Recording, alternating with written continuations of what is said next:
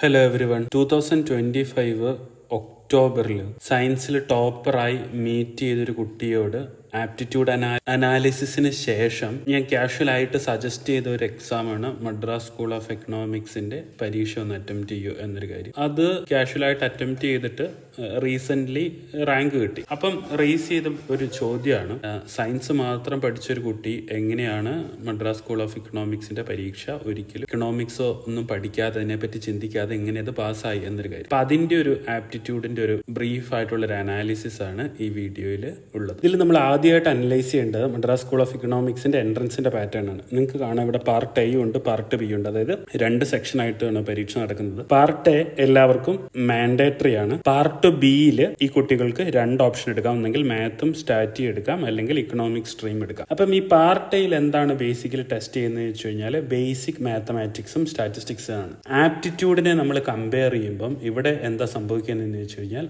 Abstract റീസണിങ്ങും numerical റീസണിങ്ങും ഒരു certain extent വരെ mechanical reasoning ആണ് ഇവിടെ ടെസ്റ്റ് ചെയ്യപ്പെടുന്നത്. ഇതെല്ലാം ടൈം ബൗണ്ടഡ് ആയിട്ടാണ് ടെസ്റ്റ് ചെയ്യുന്നത്. അത് നമുക്ക് ജനറൽ ആപ്റ്റിറ്റ്യൂഡിലെ അനാലിസിസ് നോക്കുമ്പം എത്ര ക്വിക്കായിട്ടാണ് ഈ ആപ്റ്റിറ്റ്യൂഡുകൾ ഈ കുട്ടി റെസ്പോണ്ട് ചെയ്യുന്നത് നമുക്ക് മനസ്സിലാക്കാൻ പറ്റും. ഇനി രണ്ടാമത്തെ ഒരു കാര്യം എന്ന് വെച്ചാൽ ഡാറ്റ ഇന്റർപ്രിട്ടേഷനും ലോജിക്കൽ റീസണിങ്ങും. ഇവിടെയും ടെസ്റ്റ് ചെയ്യപ്പെടുന്ന ആപ്റ്റിറ്റ്യൂഡുകൾ അബ്സ്ട്രാക്ട് റീസണിങ്ങും ന്യൂമറിക്കൽ റീസണിംഗും ആണ് ലാർജ് എക്സ്റ്റെന്റ്. മൂന്നാമത് ടെസ്റ്റ് ചെയ്യപ്പെടുന്നത് ലാംഗ്വേജും റീഡിംഗ് കോംപ്രിഹെൻഷനും ആണ്. ഇവിടെ ടെസ്റ്റ് ചെയ്യപ്പെടുന്ന കീ ആപ്റ്റിറ്റ്യൂഡുകൾ എന്ന് പറഞ്ഞു കഴിഞ്ഞാൽ language aptitude plus verbal reasoning ആണ്. ഇതാണ് ഈ ഫസ്റ്റ് പാർട്ടിൽ കീ ആയിട്ട് ചെക്ക് ചെയ്യപ്പെടുന്ന ആപ്റ്റിറ്റ്യൂഡുകൾ. ഒപ്പം നോളജില് മാത്തമാറ്റിക്സിന്റെ നോളജും ലാംഗ്വേജിന്റെ നോളജും വൈറ്റൽ ആണ് എന്നൊരു കാര്യമുണ്ട്. ഇനി നമ്മൾ രണ്ടാമത്തെ ഓപ്ഷനിലോട്ട് പോകുമ്പം ഈ കുട്ടി സെലക്ട് ചെയ്തത് മാത്തമാറ്റിക്സും സ്റ്റാറ്റിസ്റ്റിക്സ് ആണ്. ഇവിടെ അഡ്വാൻസ് മാത്തമാറ്റിക്സും അഡ്വാൻസ് സ്റ്റാറ്റിസ്റ്റിക്സ് ആണ്. ഇവിടെയും ചെക്ക് ചെയ്യപ്പെടുന്നത് ആപ്റ്റിറ്റ്യൂഡിന്റെ കാറ്റഗറിയിൽ അനലിറ്റിക്കൽ ന്യൂമറിക്കൽ ആപ്റ്റിറ്റ്യൂഡുകൾ തന്നെയാണ്. അതായത് അബ്സ്ട്രാക്റ്റും ന്യൂമറിക്കലും മെക്കാനിക്കൽ ആയിട്ടുള്ള റീസണിംഗ് ആണ്. ഒപ്പം നോളജിൽ വളരെ ഇന്റൻസീവ് ആയിട്ട് മാത്സിന്റെ നോളജും ഇവാലുവേറ്റ് ചെയ്യപ്പെടുന്നുണ്ട്. അപ്പൊ നമുക്ക് ആദ്യത്തെ ഒരു അനാലിസിസിന് സിലബസിൽ പറഞ്ഞിരിക്കുന്ന ടോപ്പിക്കുകളെ നമുക്ക് ഏതൊക്കെ ആപ്റ്റിറ്റ്യൂഡുകളായിട്ട് മാപ്പ് ചെയ്യാൻ പറ്റും എന്നുള്ളൊരു കാര്യം തീർച്ച വന്നിട്ടുണ്ട്. ഇനി നമ്മൾ ശ്രദ്ധിക്കേണ്ടത് ഈ കുട്ടീന്റെ സാറ്റിന്റെ എക്സാം റിസൾട്ട് വെച്ചിട്ട് ഈ ആപ്റ്റിറ്റ്യൂഡുകൾ എങ്ങനെ പെർഫോം ചെയ്തു എന്നുള്ളൊരു കാര്യമാണ് ചെക്ക് ചെയ്യേണ്ടത്. നിങ്ങൾക്ക് ഇവിടെ കാണാം ഈ കുട്ടിയുടെ ജനറൽ ആപ്റ്റിറ്റ്യൂഡിന്റെ സ്കോറിന്റെ അനാലിസിസ് ആണ്. പാർട്ട് എയില് നമ്മൾ പറഞ്ഞിരിക്കുന്നത് ന്യൂമറിക്കൽ അനലിറ്റിക്കൽ ആയിട്ടുള്ള ആപ്റ്റിറ്റ്യൂഡുകൾ ഡോമിനേറ്റ് ചെയ്യണം എന്നുള്ളൊരു കാര്യമുണ്ട്. നമുക്കിവിടെ ചെക്ക് ചെയ്യുമ്പോൾ നമുക്കറിയാം ഈ കുട്ടിയുടെ ന്യൂമറിക്കൽ റീസണിങ് 84.9% ഭയങ്കര സ്ട്രോങ് ആണ്. മെക്കാനിക്കൽ റീസണിങ് അതിന്റെ ഒപ്പം സ്ട്രോങ് ആണ്.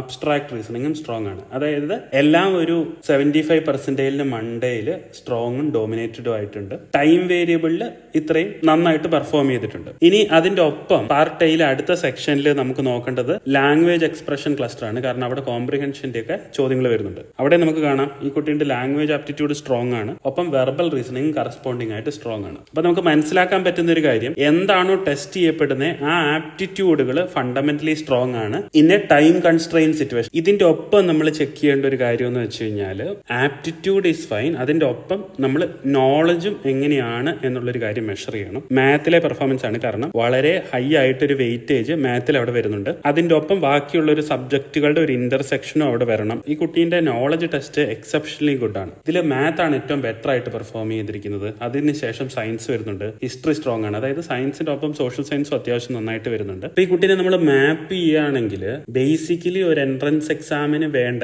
അതായത് നമ്മൾ ഇവിടെ പ്രിസ്ക്രൈബ് ചെയ്ത ഒത്തിരി പരീക്ഷയിൽ ഒരു പരീക്ഷയായിരുന്ന MScന്റെ എക്സാമിൽ ഈ കുട്ടീന്റെ ജനറൽ ആപ്റ്റിറ്റ്യൂഡ് ഹൈ ആണ്. അതായത് വേണ്ട ആപ്റ്റിറ്റ്യൂഡുകൾ വളരെ സ്ട്രോങ് ആയിട്ടാണ് പെർഫോം ചെയ്തിരിക്കുന്നത്. അതിന്റെ അപ്പം നോളജ് അതിന്റെക്കാളും എക്സെപ്ഷണൽ ആയിട്ട് പെർഫോം ചെയ്തിരിക്കുന്നത്. ഈ കുട്ടി ബേസിക്കലി ഫസ്റ്റ് ക്വാഡ്രന്റിലാണ് ക്ലാസിഫൈ ചെയ്യപ്പെട്ടിട്ടുള്ളത്. ഈ ഒരു അനാലിസിസ് കൊണ്ടാണ് ഈ ഒരു കുട്ടിയോട് ഇങ്ങനെ ഒരു എക്സാം അറ്റംപ്റ്റ് ചെയ്യാൻ വേണ്ടിയിട്ട് കൊടുക്കുന്ന ഒരു റാഷണൽ തന്നെ. നമ്മൾ ചിന്തിക്കേണ്ട രണ്ട് കാര്യമുണ്ട്. ഒന്ന്, നമ്മൾ പഠിച്ച കാര്യങ്ങൾക്കുള്ള പരീക്ഷ എഴുതിയാലല്ലേ കിട്ടൂ എന്നുള്ളൊരു ചോദ്യത്തിന് വലിയ പ്രസക്തിയില്ല. കാരണം ബേസിക്കലി നിങ്ങളുടെ ആപ്റ്റിറ്റ്യൂഡ് സിങ്ക് ആകുന്നുണ്ടോ, അതിന്റെ ഒപ്പം ഒരു സർട്ടൻ എക്സ്റ്റെന്റ് വരെ നോളജിനും അതിനകത്തൊരു റോൾ ഉണ്ടോ എന്നുള്ളൊരു കാര്യമാണ് വളരെ ക്രിട്ടിക്കലായിട്ട് ആപ്റ്റിറ്റ്യൂഡിന്റെ അനാലിസിസിൽ ചെക്ക് ചെയ്യപ്പെടുന്നത്. രണ്ടാമത്തെ ഒരു കാര്യം എന്ന് വെച്ച് കഴിഞ്ഞാൽ ആപ്റ്റിറ്റ്യൂഡിന്റെ അനാലിസിസ് വെച്ചിട്ട് നമുക്ക് ഏതൊക്കെ എൻട്രൻസുകൾ നമുക്ക് പ്രെഡിക്റ്റ് ചെയ്യാൻ പറ്റുമോ എന്നുള്ളൊരു കാര്യം നമുക്ക് മുൻകൂട്ടി പറയാൻ പറ്റുമോ എന്ന് ചോദിച്ചു കഴിഞ്ഞാൽ ടു എ certain extent നമുക്ക് പറയാൻ പറ്റും. കാരണം അത് ആപ്റ്റിറ്റ്യൂഡിന്റെ നോളജിന്റെ അനാലിസിസിന്റെ ബേസിസിൽ കൂടുതലായിട്ട് വേണ്ട എക്സാമുകളെ സെഗ്രിഗേറ്റ് ചെയ്യാൻ നമുക്ക് വലിയ ബുദ്ധിമുട്ടുണ്ടാകില്ല. Thank you so much.